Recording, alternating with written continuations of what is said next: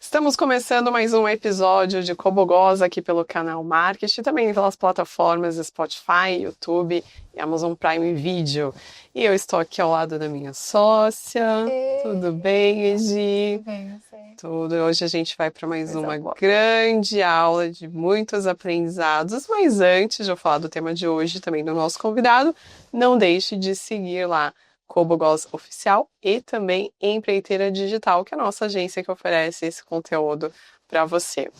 E hoje nós vamos falar sobre liderança, sobre aquela liderança de verdade, não aquela que está nos livros apenas, mas aquela que acontece no dia a dia. E para falar sobre isso, a gente trouxe alguém que já viveu ciclos de liderança do corporativo ao empreendedorismo. E que hoje já está ajudando a formar também novos líderes, né? Ele hoje é fundador da Master of Business, uma escola de liderança, uma das melhores, hein? Nós estamos hoje com Alberto Ferreira.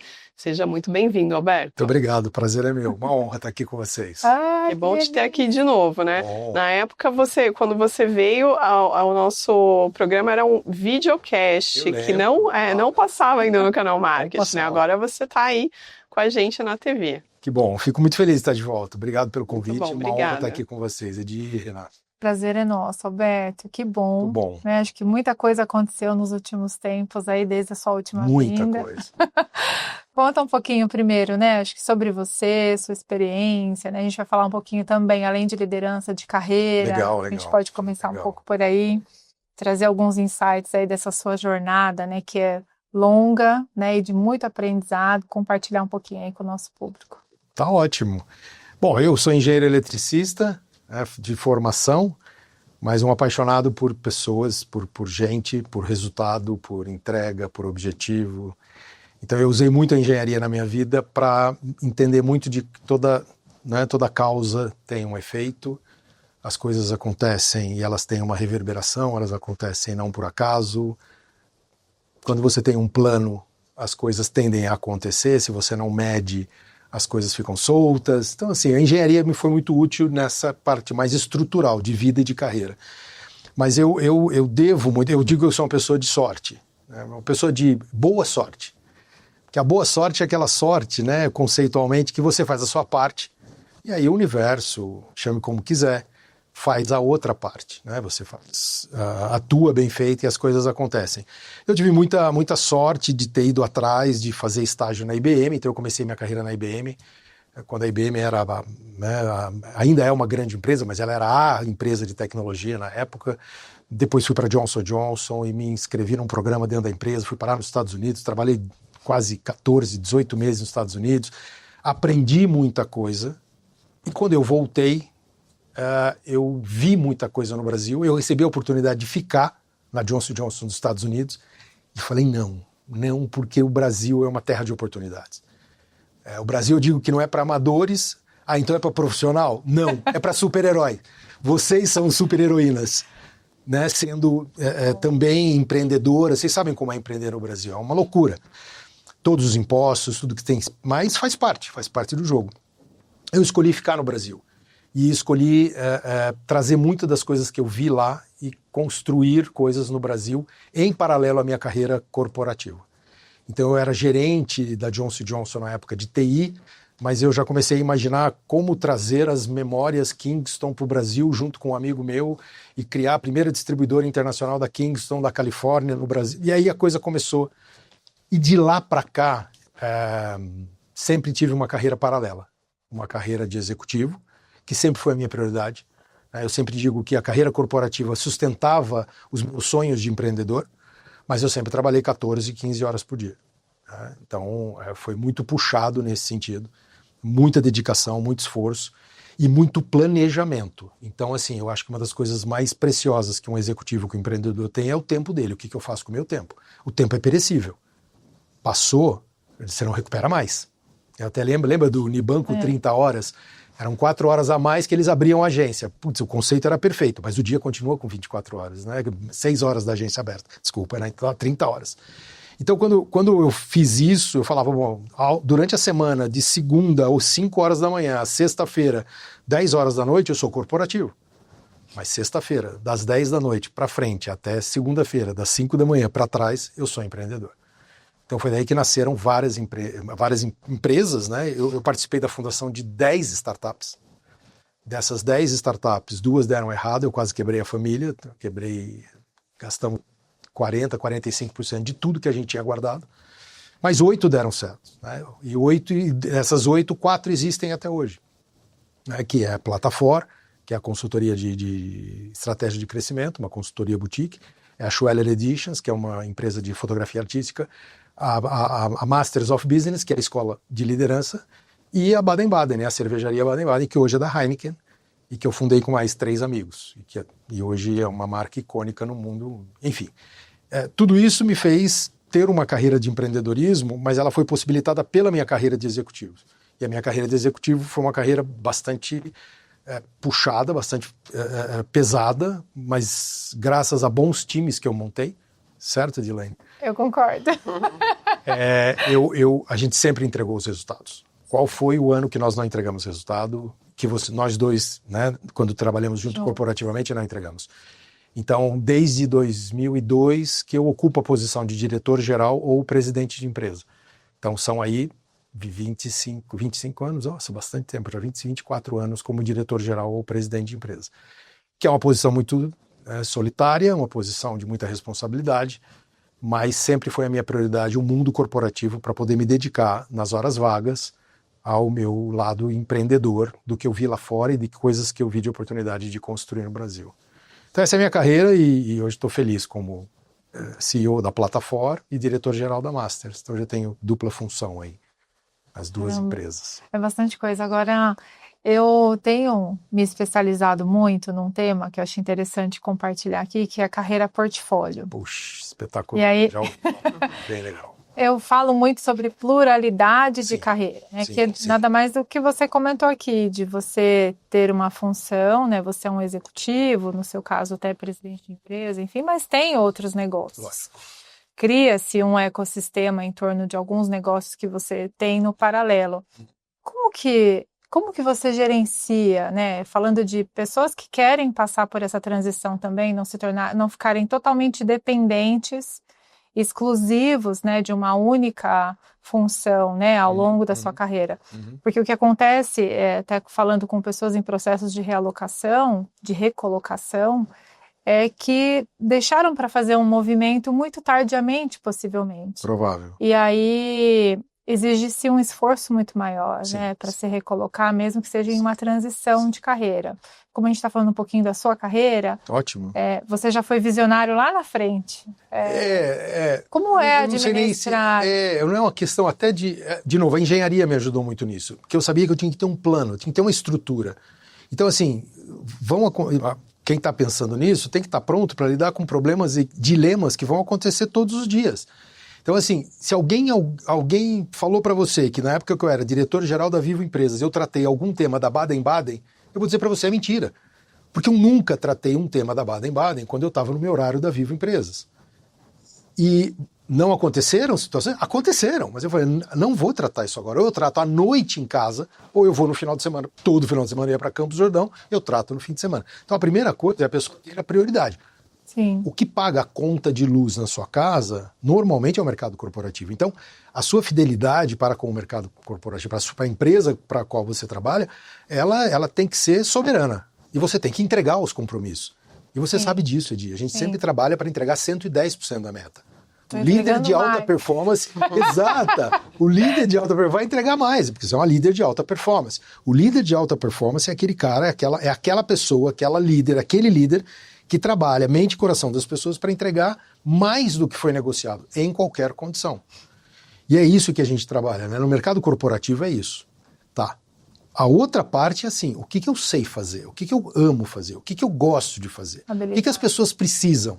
Aonde tem uma oportunidade de negócio que eu posso me especializar e entregar um produto ou um serviço vendável. Porque às vezes você acha, o pessoal fala, não, você tem uma visão, às vezes a pessoa tem uma miragem. É diferente, ela acredita naquilo, mas só ela acredita. fazendo uma pesquisa de mercado, entendendo realmente se o que você sabe fazer, as pessoas compram, né? Esse é um caso. Vocês conhecem a pessoa com quem a gente está aqui, né? Hoje aqui comigo, e assim, a pessoa ama falar de autoconhecimento, falar de pessoas. Pô, as pessoas precisam disso? Precisa. Então, opa, já é uma combinação. Eu amo e a pessoa precisa. As pessoas pagam por isso? Posso criar uma empresa? O que a sua habilidade resolve, né? Então, que problema resolve? É um desejo, uma necessidade. Né? Então, mas é um equilíbrio entre essas coisas. A primeira coisa, tem que ter uma estrutura, tem que ter claro o que é prioritário e tem que fazer aquelas coisinhas básicas de marketing, né? Qual o produto que eu tenho? Sei lá, qual é o mercado-alvo? Qual é o produto ou serviço que eu vou oferecer? Qual é o canal que eu vou divulgar o meu produto? Qual é o canal? Como é que eu vou fazer propaganda do meu produto? Quanto eu vou cobrar pelo meu produto? É outra coisa. As pessoas não sabem fazer precificação. É verdade. Então, coisas básicas de marketing, os 4 P's de marketing lá com o mercado-alvo, do Peter Drucker, do Michael Porter, mercado às 5 forças competitivas. Está nos livros, né? Que nem livro mais é hoje. Está lá, está na internet. Se você quiser, busca conhecimento. E não deixa o teu lado corporativo. Eu chamo de das 8 às 5, né? O seu das 8 às 5 é o que paga a tua conta de luz, é o que sustenta o plano médio da tua família. Cuidado. Tem gente que pega o fundo de garantia, sai e abre uma empresa. Outro dia desse eu vi uma loja fantástica, de produtos mexicanos numa rua deserta. Passei por lá, achei linda a loja. Entrei para ver, nossa, produtos riquíssimos mexicanos. Fechou. Uau. Porque não sei se fizeram uma pesquisa de mercado, porque ali, naquele lugar do Campo Belo, escuro, para fazer uma loja, fechou. Deu 1 ano, fechou. Fiquei sabendo que a pessoa colocou todo o fundo de garantia dela ali. Uma pena, né? É uma pena. Uma pena. E assim, aproveitando isso que você trouxe, né, desse exemplo aí dessa loja, dos produtos mexicanos, por onde você vê que esse profissional que está no mercado hoje poderia começar a estudar empreendedorismo? Quais fontes beber nesse caso? Empreendedorismo é uma coisa que é um pouco genérico, né? E as pessoas, não, o empreendedor, antes de ser um empreendedor, ele tem que ser um empresário. São coisas diferentes. Vocês duas são 2 empresárias. Eu sou um empresário que tem uma veia empreendedora, que é aquela de não sossega, parece que sempre tem que fazer alguma coisa diferente, inovar. Eu faço parte de uma instituição chamada Founder Institute. É considerada a instituição mais robusta do mundo, fica na Califórnia, a sede, de mentorias para empreendedores que já têm uma ideia e que querem viabilizar essa ideia. Bem no early stage, né? O estágio bem novinho ainda da ideia. Esse é um caminho que eu recomendo. Eu sou mentor lá. Eu olho para as pessoas e falo, puxa, essa ideia é ótima, só não tem cliente, mas é ótima. Essa ideia não é tão boa, mas tem uma demanda de mercado que se o cara errar muito, ele vai ganhar dinheiro. Se ele errar pouco, ele vai ganhar muito dinheiro. Se ele não errar, ele vai ficar rico. Então, procurar instituições, e no Brasil tem algumas fortes também, para tentar fazer parte desses grupos, aprender e trocar experiência com outros empreendedores e empresários, né? E empresárias, não necessariamente só empreendedor. Tem um cuidado com essa, um empreendedor, a pessoa que vende bolinho no carrinho na frente do estádio é um empreendedor. Sim. E às vezes atende a necessidade de vida dele, tá ótimo para todo mundo. E tem necessidade de vender o bolinho na frente do estádio de futebol, então tá tudo certo. É só uma dimensão. Se coube na dimensão, tá tudo certo. Isso é verdade. Agora, pensando em você, né, nessa trajetória aí brilhante como CEO de várias empresas, né? Cometi meus erros também. É importante. Muito, aprendi muito com isso. Aprender. Aprendi muito. A nossa identidade, ela fica muitas vezes muito vinculada ao cargo, né? Muito, como que você enxerga isso? Muito. Eu vou falar uma coisa que eu só entendi o dia que eu deixei o mundo corporativo de vez. Então me conte. Abra o meu coração. Todos querem saber.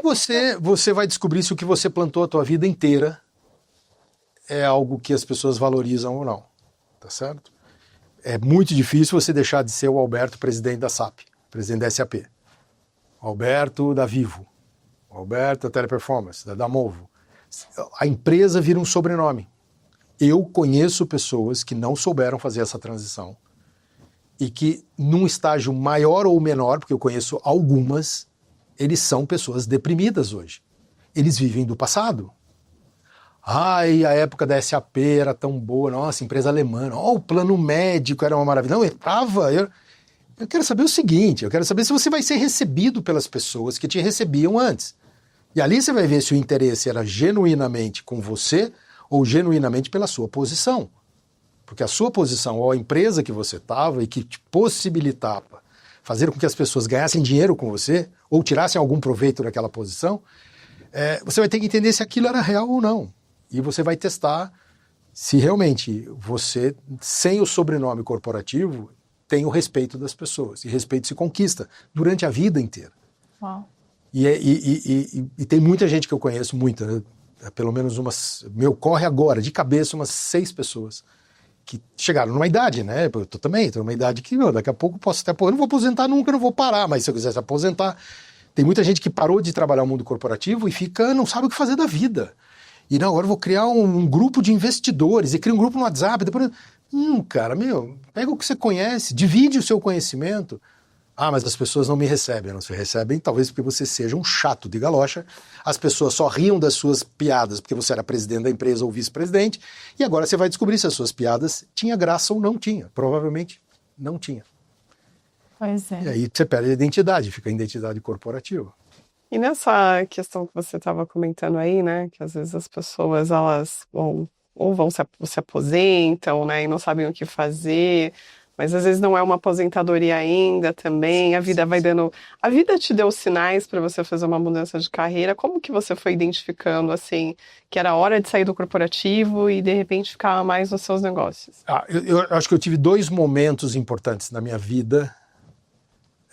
Um primeiro momento na minha vida profissional, corporativa e como empresário, como empreendedor. A primeira, como corporativo, foi quando eu decidi sair da Johnson & Johnson.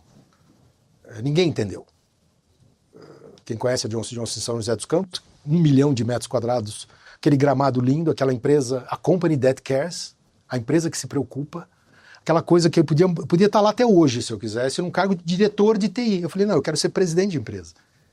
Eu nunca vou conseguir ser presidente da Johnson & Johnson, uma empresa de consumo, uma empresa de varejo, uma empresa de, hoje, produtos médicos, e eu sendo engenheiro, eletricista, trabalhando numa empresa na área de TI. Eu não tenho como.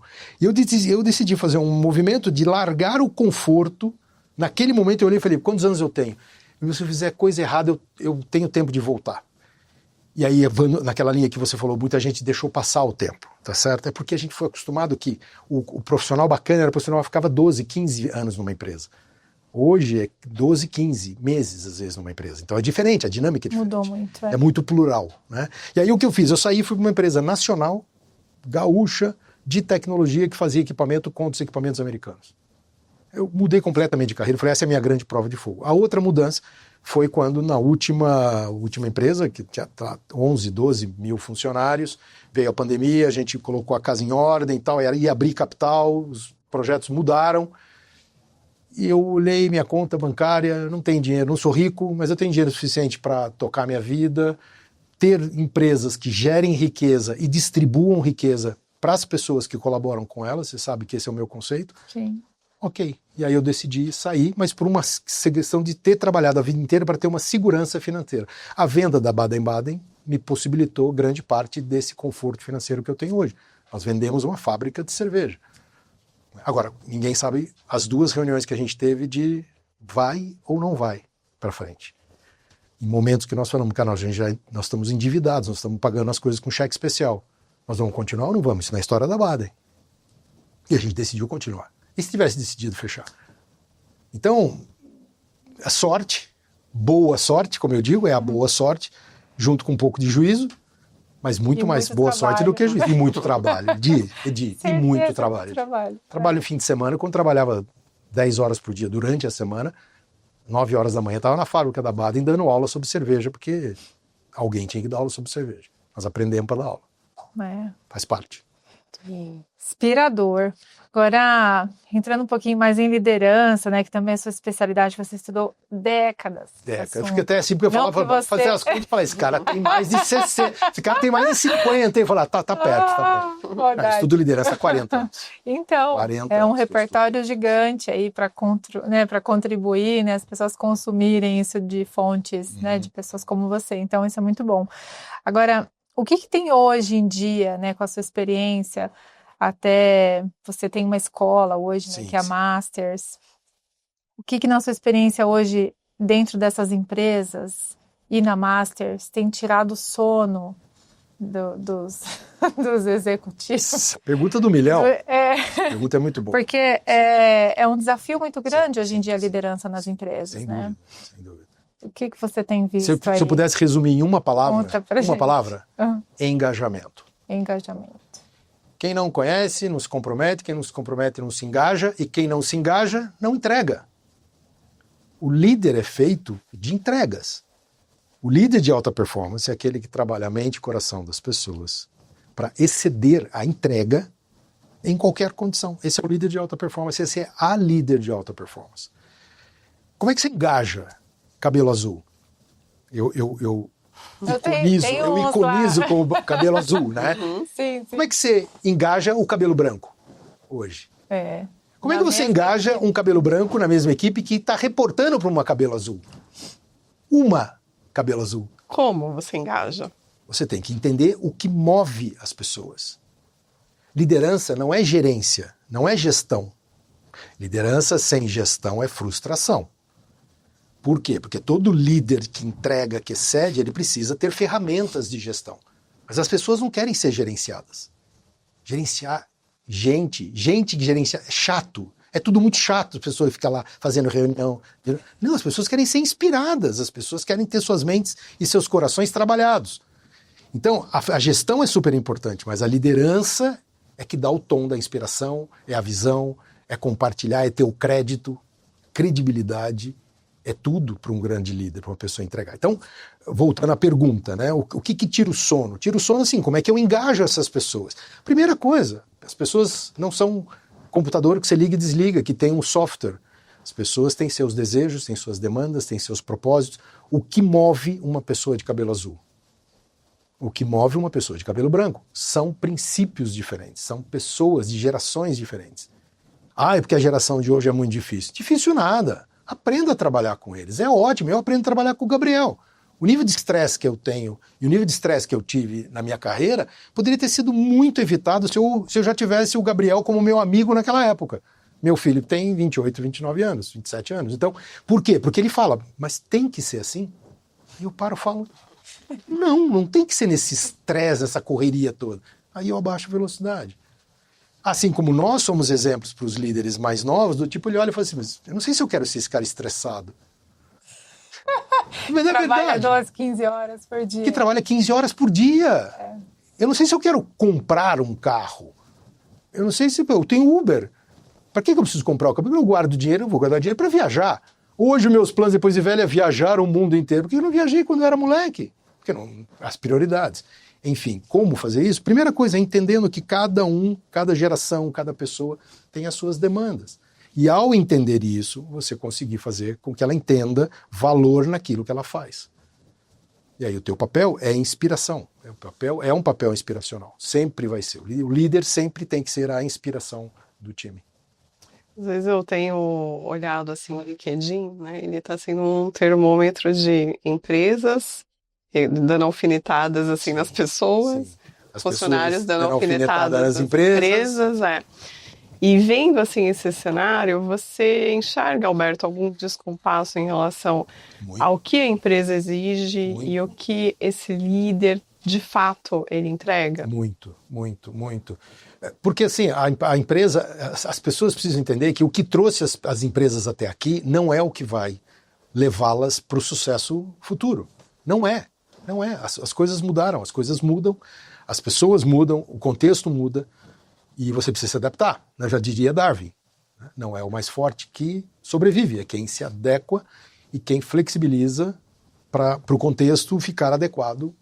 Então, assim, os líderes hoje em dia, eles têm uma preocupação em entregar o resultado, mas eles têm níveis de preocupação de burnout, por exemplo, né? De pessoas que passam por burnout, que espanam, falando português claro, e aí você vai procurar saber, é uma geração que não foi necessariamente acostumada ao nível de estresse que a gente foi.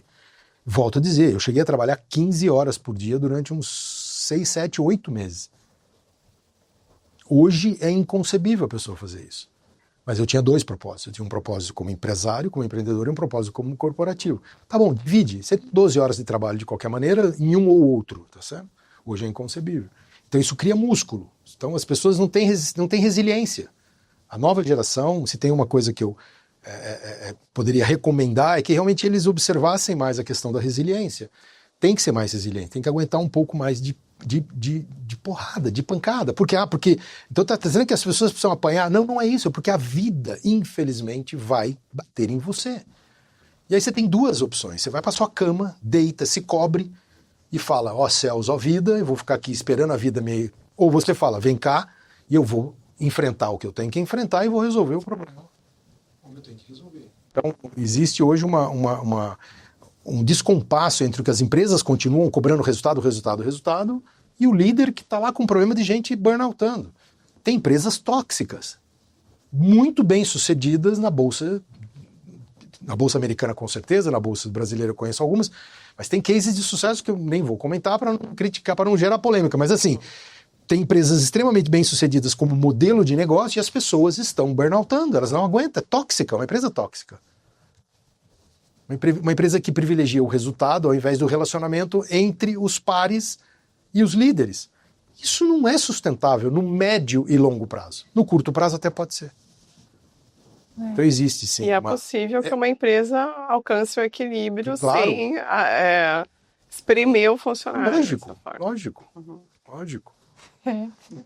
É um desafio, esse é o principal. Mas por exemplo, vou dar um exemplo rápido, muito rápido. Por exemplo, uma das coisas que eu fazia, a gente sempre conversava, eu, os meus vice-presidentes, lá, os meus diretores, e eu sempre estava muito ligado, porque eu sei que o fulano tem um filho que está no judô, não sei o que, tal, então era importante conhecer um pouco as pessoas. E aí eu falava, fulano, teu filho não está no judô, não sei o que, semana que vem ele vai trocar de faixa, tal. Vai ver o teu filho trocar de faixa. Por quê? Porque esse cara trabalhou 2 fins de semana direto para a gente poder fazer a apresentação para levar para Londres, que eu sei que ele fez. Cuida do cara. Isso é descobrir o que é valor para ele. O valor para ele é acompanhar o filho dele na troca de faixa de judô. Você imagina ele chegar e o filho ver que o pai dele está lá à tarde de uma quarta-feira. Quanto vale isso? Eu te digo quanto vale. Sem preço.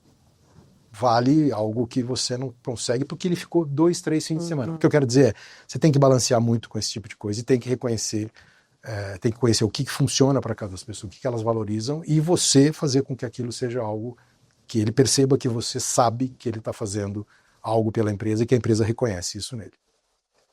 Ou nela, né? É uma cultura a ser bem mudada aí, né? Também empresarial, né?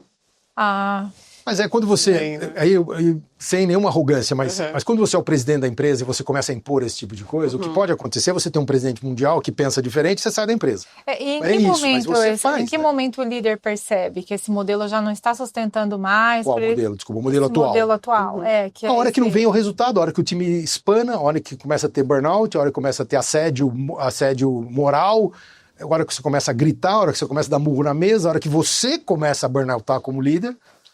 Aí você fala alguma coisa não tá legal. Qual é o problema? O problema é o sapo na panela, aquecido devagarzinho, quando ele pode cair na real, ele pode morrer cozido, porque daí ele já está tanto tempo naquele ambiente. Eu tenho um caso de um líder que eu admiro muito, que, burnoutou e sempre entregava resultado. E burnoutou, e ficou 1 ano praticamente se cuidando, procurando o equilíbrio interior, o autoconhecimento, para ele depois entender. Está voltando agora para o mercado.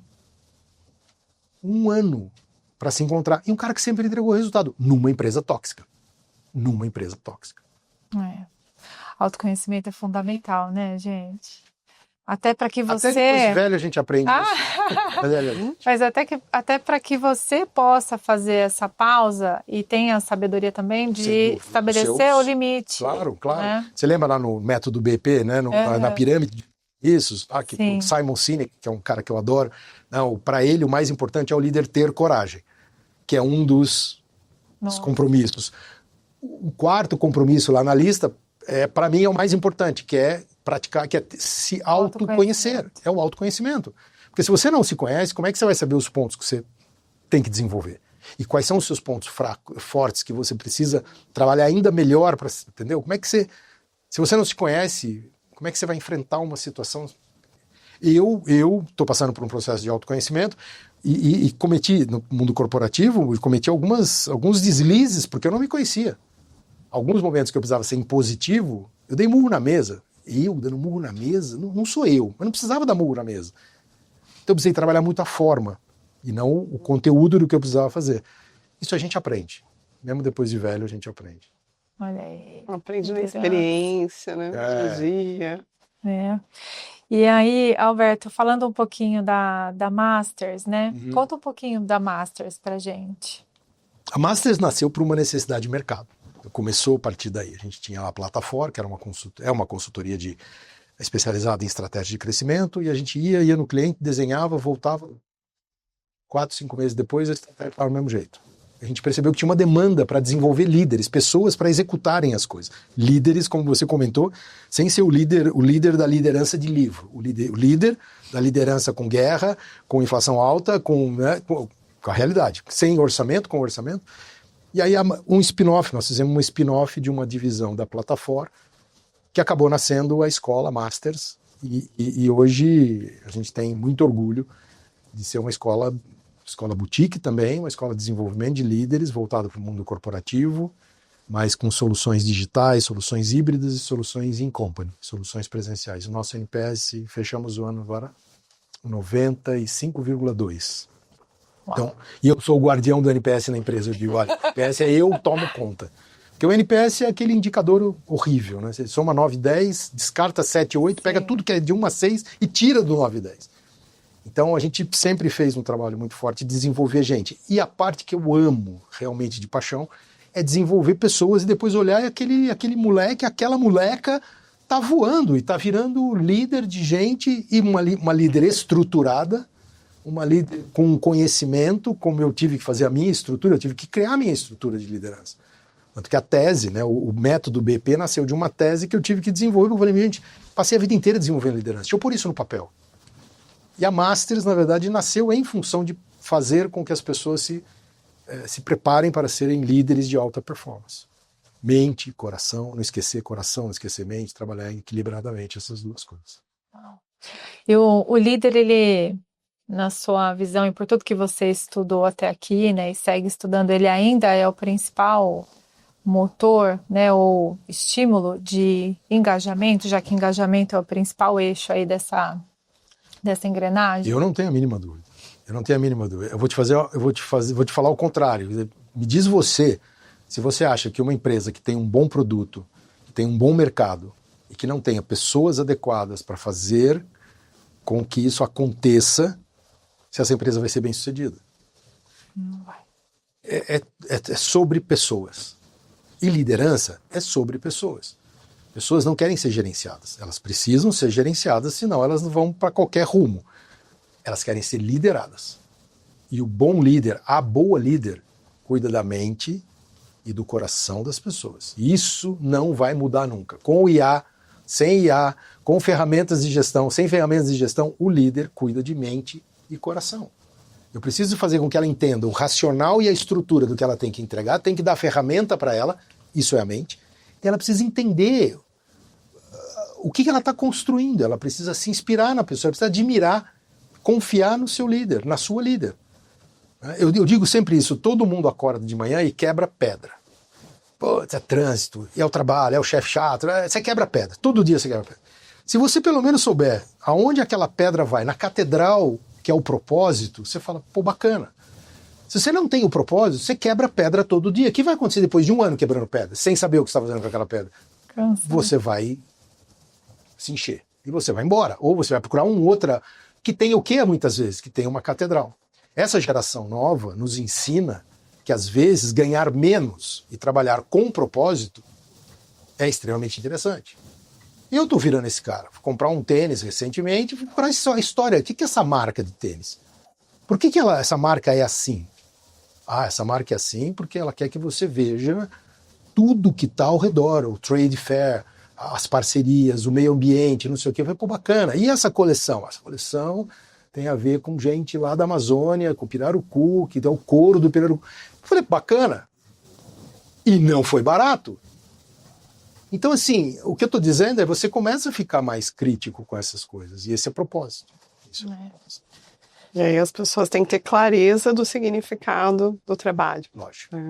E o trabalho é pequenininho, pequenininho, pequenininho, só que quando junto, pequenininho, pequenininho, aquele monte de pedrinha para construir a catedral. Eles têm que entender e ver a catedral. De quem é a responsabilidade de fazer a catedral na visão das pessoas? O líder, a líder. É ela, é ele que tem que trazer. E, Alberto, você tem alguma... Cheio de perguntas. Muitas, né? E tem que ter a parte 2, né? Você vê algo que, assim, silencioso, que vai aí permeando as relações de trabalho e esse líder não percebe e, de repente, isso vai ser um ponto que vai impactar muito o time, destruir, de repente? Eu tenho duas coisas que eu acho que acontecem com frequência. Quando o líder esquece do coração das pessoas e concentra só na mente, só na meta, na ferramenta, nas reuniões de segunda-feira, na reunião de quarta-feira, redir, ele vai perder esse time. É uma questão de tempo. Quanto tempo eu não sei. E segundo, quando ele não consegue identificar, ou quando a líder ou o líder identifica tarde demais pessoas tóxicas na organização. E a pior pessoa que tem tóxica é a que entrega resultado. Porque essa é a mais difícil de você substituir, de você demitir, de você trocar, que ela entrega resultado. E no final do dia, ninguém pergunta o balanço da Bolsa de Nova York se as pessoas estão felizes naquela empresa. Pergunta, qual foi o resultado do quarter? Como foi o trimestre da empresa? E o trimestre é mente, é resultado, é lógico, é racional. Ninguém quer saber se as pessoas estão felizes. Por isso que eu digo que tem algumas empresas bem-sucedidas na Bolsa, que são empresas fadadas ao fracasso no médio e longo prazo, se não fizerem alguma mudança cultural. Então, aí, o que fazer? É uma mudança cultural? Por onde começa uma mudança? Para mim, começa o famoso top-down, né? Tem que partir de cima, tem que partir dos fundadores, tem que partir do presidente, tem que partir de você impor uma cultura diferenciada. Não adianta você querer... Eu tenho um cliente espetacular que eu amo de paixão, que é Magalu.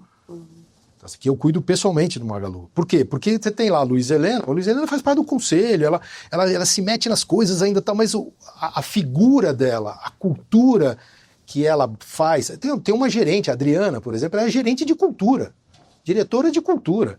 Ela cuida, ela é a guardiã de sempre estar, né, divulgando e fomentando a cultura da empresa, que é uma cultura muito centrada em pessoas, gente que faz, gente que importa, né? Então, assim, isso vem de cima, não tem jeito, não tem jeito. Não adianta você querer fazer uma revolução no meio da pirâmide.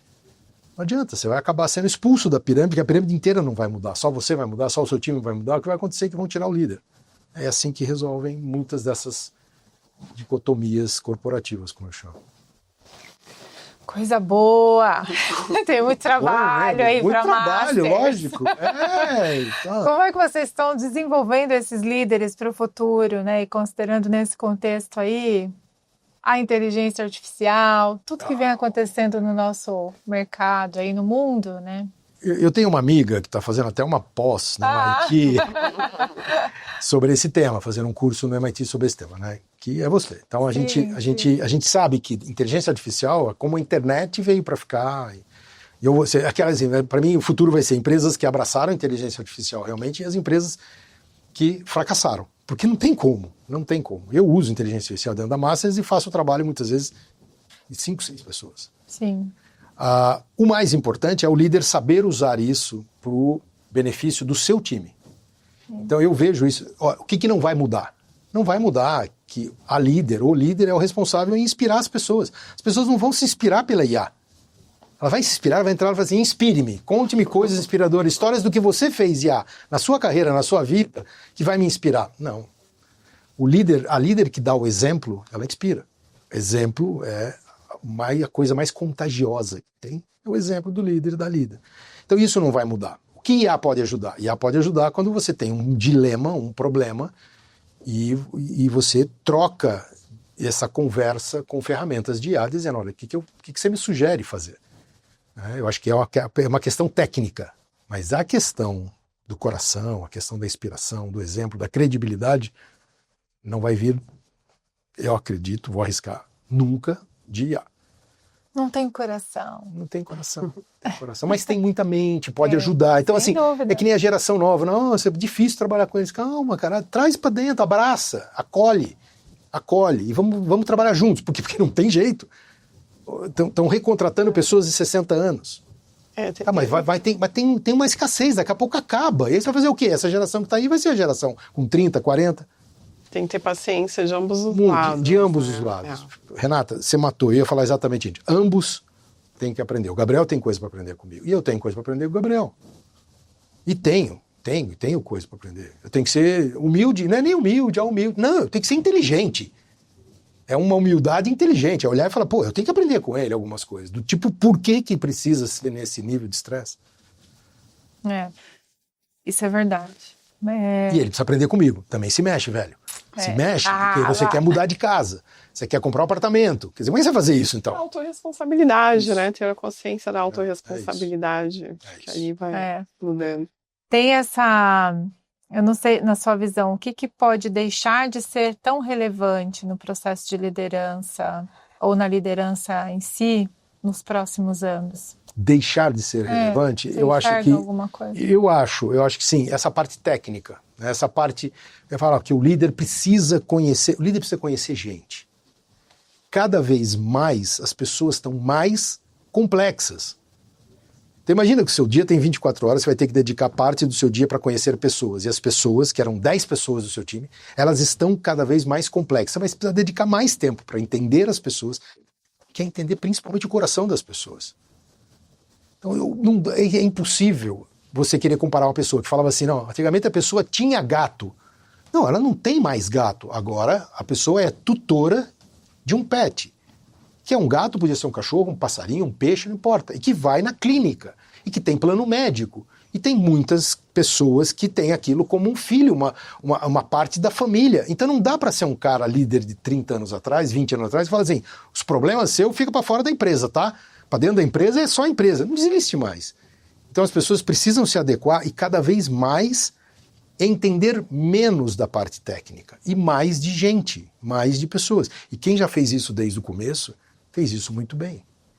Os grandes líderes que eu estudei não entendiam necessariamente do produto em si. Entendiam de gente. Como é que você escala uma empresa?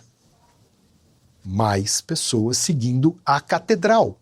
Quebrando pedra junto com você, com um desenhinho da pedra, mente, para construir aquela catedral, coração. Então ela segue o plano, que é a ferramenta que você deu para ela, para construir a pedra, quebrar a pedra para construir aquela catedral, propósito. Você teve um líder, alguém que te inspirou? Eu tive vários líderes que me inspiraram, que eu li.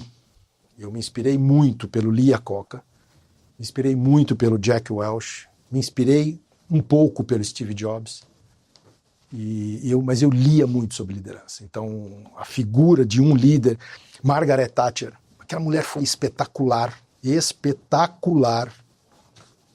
Eu me inspirei muito nela. Ela era a dama de ferro. Mas por que ela era a dama de ferro? Que decisões que ela tomou que eu poderia ter tomado na minha carreira ou na minha vida, eu posso tomar ainda, baseado em situações críticas onde eu não tenho todas as informações. Por exemplo, com ela eu aprendi a necessariamente tomar decisões difíceis sem ter 100% das informações.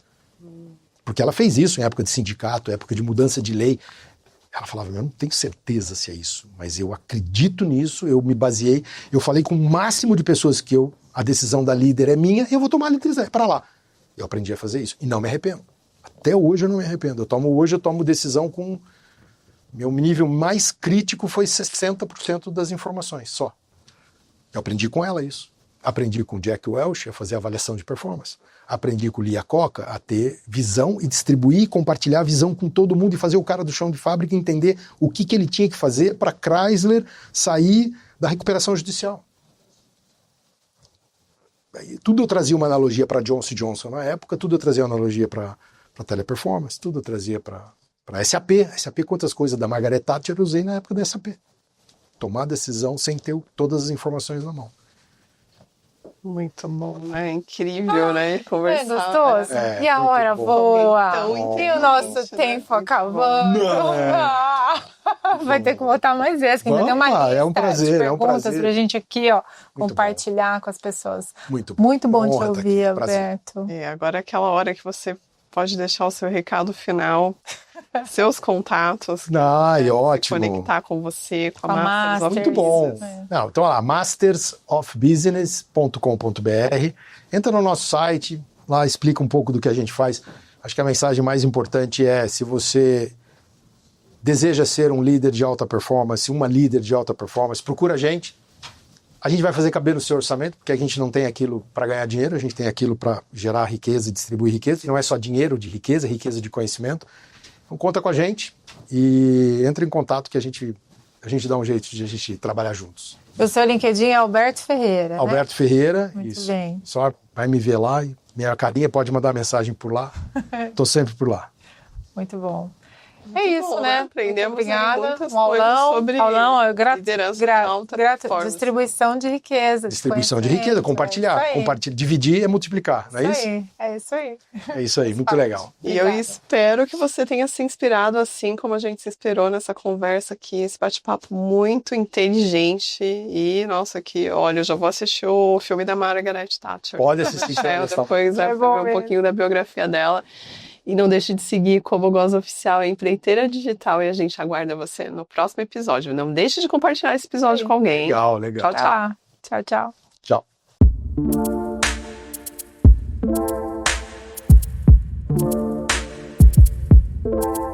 Tchau.